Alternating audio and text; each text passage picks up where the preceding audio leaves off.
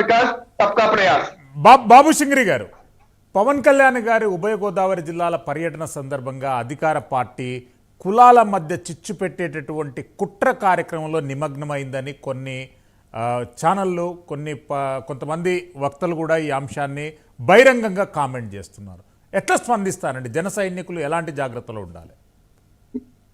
ఖచ్చితంగా శ్రీశైలం గారు, ఎలక్షన్ వచ్చేటప్పటికి కులాల మధ్యలో కొట్లాట్లు పెడితేనే వైఎస్ఆర్ పార్టీకి, ఇది యాక్చువల్ గా బ్రిటిషర్స్ ఏదైతే రూల్ చేయడానికి డివైడ్ అండ్ రూల్ లాగా సేమ్ ప్రిన్సిపల్ నే వైఎస్ఆర్సీపీ పార్టీ కూడా చేస్తుంది. ప్లస్ ఆయన మీటింగ్ లో గొడవలు చేయడం, ఆయన మీటింగ్ లోనే ఈవెన్ అంటే ఒక సామాజిక వర్గాన్ని తీసుకొచ్చి మేము కళ్యాణ్ గారికి వ్యతిరేకంగా ఉన్న పార్టీ చేయించడం, ఇలాంటివన్నీ కూడా వీళ్ళు ప్లాన్ చేసి ఎలక్షన్ ముందు ఖచ్చితంగా ఇప్పుడు పవన్ కళ్యాణ్ గారిని డ్యామేజ్ చేయడం అనేది వైఎస్ఆర్సీపీ పార్టీకి, ఖచ్చితంగా వైఎస్ఆర్సీపీ పార్టీ యొక్క ఊహ కూడా ఏంటంటే టీడీపీతో కలిసి వెళ్లకుండా చూడాలి. అది at the same time Pawan Kalyan గారు కలవడం వల్ల యాడ్ ఆన్ అవుతుంది కాబట్టి దాన్ని తగ్గించాలి. ఈ రెండు వాళ్ళ టార్గెట్స్ గా ఉంటాయి. శ్రీశైలం గారు ఖచ్చితంగా ఇలాంటి వాళ్ళన్నీ చేస్తూ ఉంటారు. ఇంతకుముందు కూడా చేశారు, చాలా మీటింగ్ లో కూడా వాళ్ళ మనుషులను పంపించుకుని ఇంకొకటి ఇలాంటివి చేయడం చేశారు.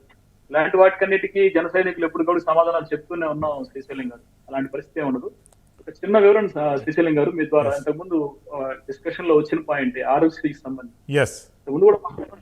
సంబంధించి ప్యాకేజెస్ సరిగా లేవు శ్రీశైలం గారు. ఎందుకంటే ఎవ్రీ ఇయర్ 5%, 10% అనేది ఇంక్రీజ్ చేయాలి. అలాంటి సిస్టమ్ ఆరోగ్యశ్రీ నుంచి హాస్పిటల్స్ కి లేవు. ఎప్పుడో ఒకసారి 10 సంవత్సరాల తర్వాత కొంత అమౌంట్ అనేది ఇంక్రీజ్ చేస్తున్నారు. దీనివల్ల ఏమవుతుందంటే బర్డన్ అయిపోతుంది. రెండోది ఏంటంటే ఆరోగ్యశ్రీలో కేసు జరిగిన తర్వాత దాని అమౌంట్ పే చేయడానికి 6 నుంచి 8 నెలలు టైం పడుతుంది. అంటే ఇప్పుడు అది ఎంత అమౌంట్లు అయిపోతున్నాయి అంటే 1 కోటి రూపాయలు, 2 కోట్ల రూపాయలు ఇలా అయిపోతుంది. ఇప్పుడు 2 కోట్ల రూపాయలు మనం అంటే మన ఇన్వెస్ట్మెంట్ అక్కడ బ్లాక్ అయిపోతుంది. హాస్పిటల్కి అది కూడా బర్డన్ అవుతుంది.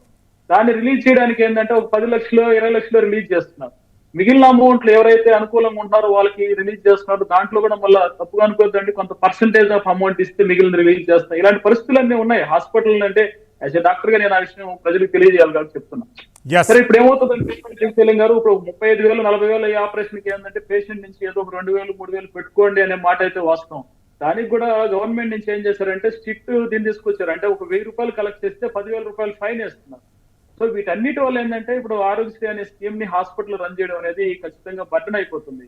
మాణిక్యాలరావు గారు, టీడీపీ జనసేన కూటమితో కాంగ్రెస్ పార్టీ కలుస్తుందా లేదా అనేటటువంటి అంశంపై చర్చ కొనసాగుతుంది. మంత్రి రోజా గారు ఈరోజు కొన్ని ఆసక్తికరమైనటువంటి వ్యాఖ్యలు కూడా చేయడం జరిగింది. టీడీపీ కాంగ్రెస్లు ఒకే ఫార్మెట్లో ఉన్నటువంటి పార్టీలు కనుక కలిస్తే ఆశ్చర్యం లేదు అనేటటువంటి వ్యాఖ్య ఆమె ఓపెన్గా చేశారు. ఎట్లా స్పందిస్తారండి ఈ అంశం? ఊరంతా ఒకదారైతే ఉలిపి కట్టేది ఒకదారి అని చెప్పేసి ఒక సామెత ఉండేది. మీకు రాష్ట్రంలో పత్రికలు కానీ మీడియా కానీ లేకపోతే జనరల్ ప్రచారం కానీ ఏదైతే ఉంటుందో దానికి వ్యతిరేకమైనటువంటి ప్రచారాన్ని సాక్షి చేస్తా ఉంటుంది. అందులో పెద్ద ఏం లేదు.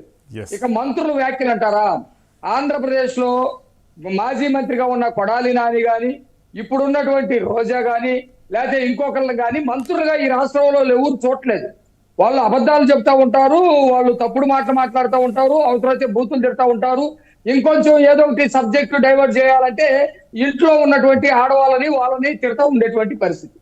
తెలుగుదేశం పార్టీ జనసేన ఖచ్చితంగా కలిసి వెళ్తుందని మేము అనేక సార్లు చెప్పాము.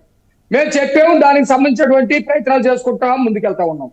అసలు పొత్తులే తప్పు, వాళ్ళందరూ కలుస్తున్నారు అనే వాళ్ళకి రాజశేఖర రెడ్డిని అడిగితే ఒకసారి నైట్ పండుకొని నిద్రపోయి, అయ్యా పొత్తులు తప్ప కరెక్టా, ప్రజాస్వామ్యంలో ఉందా లేదా, అదేమన్నా రాజ్యాంగ వ్యతిరేకం అని చెప్పేసి రాజశేఖర రెడ్డి గారితో మాట్లాడే వాళ్ళు రైట్ ఎవరన్నా ఉంటే మాట్లాడితే ఆయన సమాధానం చెప్తాడు. ఈ రోజు వైసీపీ తోటి కనీసం మాట్లాడే పార్టీ లేదు. మిగతా ప్రతిపక్ష పార్టీలు లేకపోతే ఎవరన్నా కలిసి వస్తారనే సంగతి పక్కన పెట్టండి, సొంత పార్టీలో ఉన్నటువంటి వాళ్ళే మాట్లాడేటువంటి పరిస్థితి లేదు.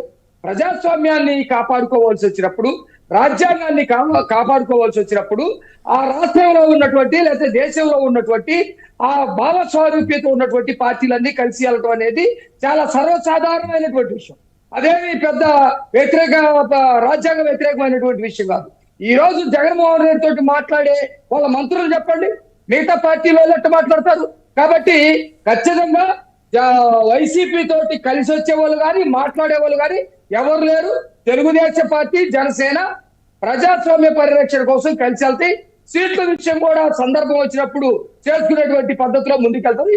ఈ రోజు కేవలం ఒక పత్రికని అడ్డం పెట్టుకొని లేకపోతే ఒక మీడియాని 2 మీడియాలు కొని పక్కన పెట్టుకొని జరుగుతున్న దానికి భిన్నమైనటువంటి ప్రచారాన్ని, వాస్తవానికి వ్యతిరేకమైనటువంటి ప్రచారాన్ని, కడుపుల నొప్పితోటి అల్లాడిపోతా ఉంటే అది షేక్ డాన్స్ అని చెప్పేటువంటి దుర్మార్గపు వ్యవహారాన్ని వైసీపీ వాళ్ళు ఆపుకుంటే మంచిది. ఎందుకంటే బాధపడేవాడు మీరు డాన్స్ అని చెప్తే వాడు ఊరుకోడు. ఏదో ఒక సందర్భంలో వాడు నొప్పి తగ్గిన తర్వాత అయినా ఖచ్చితంగా చర్యలు నారాయణ రెడ్డి గారు కన్క్లూజన్ పాయింట్ చెప్పండి ప్లీజ్. నారాయణ రెడ్డి గారు కన్క్లూజన్ పాయింట్. ఎస్, ఒకటన్నా వైఎస్ఆర్ కాంగ్రెస్ పార్టీ చాలా బలంగా ఉంది అన్న మాణిక్యాలరావు అన్న మాట్లాడుతున్న మాటలు చూస్తుంటే నాకు చాలా హాస్యాస్పదంగా ఉంది. ఎందుకంటే వైఎస్ఆర్ కాంగ్రెస్ పార్టీతో ఎవరో కలవరో, వైఎస్ఆర్ కాంగ్రెస్ పార్టీ ఏకాకి అని అంటున్నారు.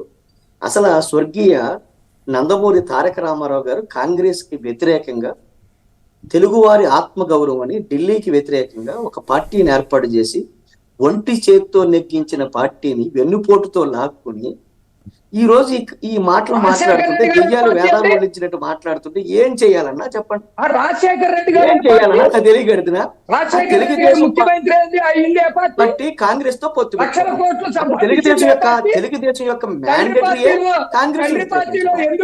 అలాంటి తెలుగుదేశం పార్టీని కబ్జా చేసి హైజాక్ చేసి ఒక మహాపురుషుణ్ణి యుగ పురుషుణ్ణి హత్య చేసి అతని ఆశయాలని తొంగలోకి తొక్కి తెలుగుదేశం పార్టీని భుజాల మీద వేసుకుని చంద్రబాబు నాయుడు వెనకాల నడుస్తూ దెయ్యాల నీతులు వల్లిస్తుంటే ఏం చేస్తాం చెప్పండి.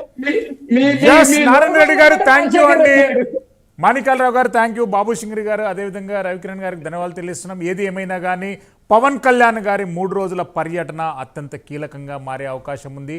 కాకినాడ కేంద్రంగా పలు సమావేశాలలో కీలక నిర్ణయాలు తీసుకునేటువంటి అవకాశం ఉంది.